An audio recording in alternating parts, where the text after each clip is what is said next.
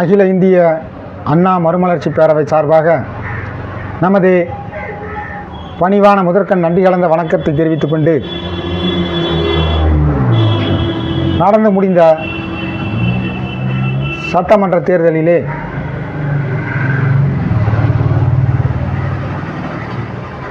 தமிழக மக்கள் யாரும் எதிர்பாராத அளவு, யாரும் ஏன் இந்தியாவில் உள்ள மக்கள் யாரும் எதிர்பார்க்காத அளவிற்கு ஒரு மாபெரும் வெற்றியை பெற்ற தமிழக வெற்றி கழக தலைவர், தமிழக முதல்வர், மாண்புமிகு தமிழக முதலமைச்சர் அண்ணன் விஜய் அவர்களுக்கு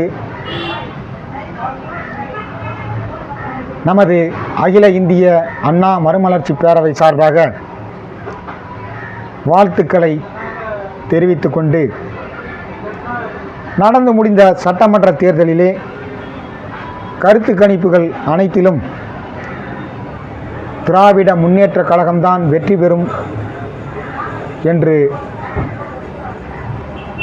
கருத்துக்களை தெரிவித்திருந்தாலும், இதற்கெல்லாம் பின்னால் ஒரு மாபெரும் சக்தி இருக்கிறது என்றால், தமிழக மக்கள் ஆகிய நீங்கள் என்னுடைய கருத்துக்களை ஏற்பீர்களோ மறுப்பீர்களோ என்று எனக்கு தெரியாது. உண்மை கள நிலவரம் அதுதான். இதற்கெல்லாம் காரணம் சர்வதேச கார்ப்பரேட்களும் மற்றும் CIA சென்ட்ரல் இன்வெஸ்டிகேஷன் ஏஜென்சி மற்றும் ரா போன்ற உளவுத்துறையும் தான் என்பதை இந்த நேரத்திலே அகில இந்திய அண்ணா மறுமலர்ச்சி பேரவை சார்பாக உண்மையாக உறுதிப்படுத்த முடியும் என்பதை தெரிவித்துக் கொண்டு, இந்த கார்ப்பரேட்களின் திட்டம் மீண்டும் திமுகவை அரியணையில் ஏற்றுவதுதான் என்று கூறியிருந்தோம். ஆனால் இன்று தேர்தல் முடிவுகள் வந்தவுடன்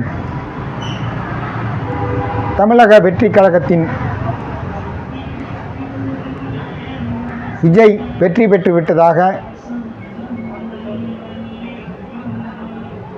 விட்டதாகவும் மக்கள் உண்மையாகவே விழித்து கொண்டார்கள், ஜனநாயகம் வென்றுவிட்டது என்றும் நீங்கள் சந்தோஷமாக இருக்கலாம். உண்மை நிலவரம் அதுவல்ல. சென்று சிந்தித்து பாருங்கள். பல நூற்றாண்டுகளாக உலக நாடுகளையே தங்கள் விரல் நுனியில் இயக்கும் அந்த கார்ப்பரேட்டுகள் வெறும் வாக்கு இயந்திரத்தின் மூலம் நீங்கள் வீழ்த்திவிட்டதாக நிஜமாகவே நம்புகிறீர்களா? உளவுத்துறைகளின் ஆழமான வலைப்பின்னலை அறியாத சாதாரண மனிதர்களின் பார்வைக்கு இது மக்களின் வெற்றி போல தெரியலாம். ஆனால் திரைக்கு பின்னால் அரங்கேறியிருக்கும் நிஜமான திரைக்கதையை இப்போது கவனமாக கேளுங்கள். திமுக மீண்டும் வரும் என்று சொன்னது 100% உண்மைதான். அதுதான் கார்ப்பரேட்டுகள் வைத்திருந்த பிளான் ஏ. ஆனால் அந்த பிளான் ஏவை கார்ப்பரேட்டுகள் ஏன் கடைசி நேரத்தில் மாற்றினார்கள் தெரியுமா? அதற்கு காரணம் உங்களை போன்ற போராளிகள் மத்தியில் மெல்ல மெல்ல உருவாகி வந்த விழிப்புணர்வு தான். உங்களுக்கு விழிப்புணர்வு எச்சரிக்கைகள் மூலம் கிடைக்கிறது. அதன் கிரெடிபிலிட்டியை உடைக்க பிளான் ஏவை மாற்றினால் போதும். அதோடு திமுக என்ற பழைய முகமூடியின் மூலம் கவுன்சில்கள் நடத்தும் கார்ப்பரேட் கொள்ளைகள், நில ஆக்கிரமிப்புகள், டேட்டா திருட்டுகள் அனைத்தும் மக்கள் மத்தியில் அம்பலமாக தொடங்கிவிட்டன. மக்கள் கார்ப்பரேட்டுக்கு எதிராக உண்மையாகவே கிளர்த்தெழுந்து விடுவார்களோ என்ற மாபெரும் அச்சம் அந்த சர்வதேச கவுன்சிலுக்கு ஏற்பட்டது. மக்கள் உண்மையாகவே விழித்தெழுந்து அந்த கார்ப்பரேட்களின் சர்வதேச சிஸ்டத்தை உடைத்துவிடக்கூடாது என்பதற்காக கவுன்சிலின் எமர்ஜென்சி புரோட்டோகால் மூலம் வீசப்பட்ட மாபெரும் அணுகுண்டுதான் இந்த ஆட்சி மாற்றம். கார்ப்பரேட்டுகளுக்கு தெரியும், ஒரு பழைய முகமூடியை மக்கள் தூக்கி எறிய தயாராகிவிட்டால் அவர்களுக்கு மிகவும் பிடித்த, எந்த கேள்வியும் கேட்காமல் அவர்கள் நம்பக்கூடிய ஒரு புதிய கவர்ச்சிகரமான முகமூடியை அணிவிக்க வேண்டும் என்று. பல ஆண்டுகளாக சினிமா என்ற மாயை உலகத்தின் மூலம் உங்கள் மனங்களில் ஆழமாக வேரூன்றிய ஒரு பிம்பத்தை மிக நேர்த்தியாக, எந்த அரசியல் பின்புலமும் இல்லாமல்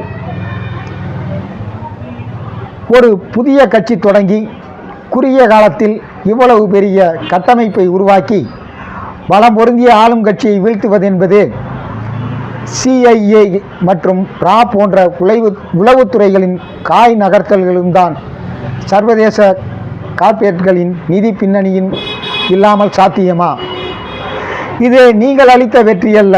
கார்ப்பரேட்டுகள் தனது நிறுவனத்திற்கான CEOவை மாற்றிக்கொண்டது ஒரு மாபெரும் கார்ப்பரேட் நிகழ்வு, அவ்வளவுதான். நாம் உங்களுக்கு உணர்த்த விரும்புவது இதைத்தான். திமுக மூலம் தாங்கள் செய்ய நினைத்த காரியங்களை விட பல மடங்கு ஆபத்தான திட்டங்களை இனி இந்த புதிய அரசின் மூலம் கவுன்சில்கள் சாதித்து கொள்ளும். ஏனென்றால் நமக்கான மாற்றம் வந்துவிட்டது என்ற போதையில் நாம் அனைவரும் இனி ஆழ்ந்த உறக்கத்திற்கு சென்று விடுவோம். எந்த எதிர்பார்ப்புமின்றி புதிய பொருளாதார திட்டங்களும் சர்வதேச ஒப்பந்தங்களும் இனி மிக எளிதாக தமிழகத்திற்குள் நுழையும். இணையதள போராளியாக நாம் எந்த கட்சி ஆட்சிக்கு வருகிறது என்று பார்ப்பதில்லை. அந்த ஆட்சியின் பின்னணியில் எப்படி கார்ப்பரேட்டுகள் இயங்குகிறது என்பதைத்தான் நோண்டி எடுக்கிறோம். சிஸ்டம் தன் நிறத்தை மிக தந்திரமாக மாற்றியிருக்கிறதை தவிர அதன் நச்சுத்தன்மை மாறவில்லை. நீங்கள் இப்போது கொண்டாடும் இந்த வெற்றி கவுன்சில் உங்களுக்கு போட்டு கொடுத்திருக்கும் ஒரு புதிய மாய சிறைச்சாலை. இந்த மாயையில் சிக்காமல் திரைக்கு பின்னால் நடக்கும் நிஜ அரசியலை அவர்கள் தடம் மாறும்போதும் விடாமல் துரத்தி பிடித்து உங்களுக்கு தொடர்ந்து காட்டி எச்சரிக்கையாகவே நாம் இருக்கிறோம். இந்த விரிவான விளக்கம் நீங்கள் காணும் மாயைக்கும் நிஜத்திற்கும் உள்ள வித்தியாசத்தை உணர்த்தியிருக்கும் என்று நான் நம்புகிறேன். உங்கள் உணர்வுகளை கட்டுப்படுத்தி அறிவுகளை கூர்மையாக்குங்கள். நம்மை பின்பற்றும் பலருக்கும் தெரிந்திருக்கும், இதன் மூலம் அவர்கள் நினைத்த ஒன்றை சாதித்து விட்டார்கள். அதுதான் நம்பிக்கை இழப்பு. அந்த இழப்புக்கு பின்னாளில் நாம் கூறும் எந்த ஒரு எச்சரிக்கை தகவலும் செவிசாய்க்காது. ஆகையால் நிதானமாக சிந்தியுங்கள். இது போன்ற ஆழமான உண்மைகளை தொடர்ந்து நாம் பதிவிடுவோம் என்பதை இந்த நேரத்திலே தெரிவித்துக்கொண்டு, உங்கள் கருத்துக்களை எங்களுக்கு தெரிவிங்கள் என்று தெரிவித்துக்கொண்டு விடைபெறுகின்றேன். நன்றி, வணக்கம்.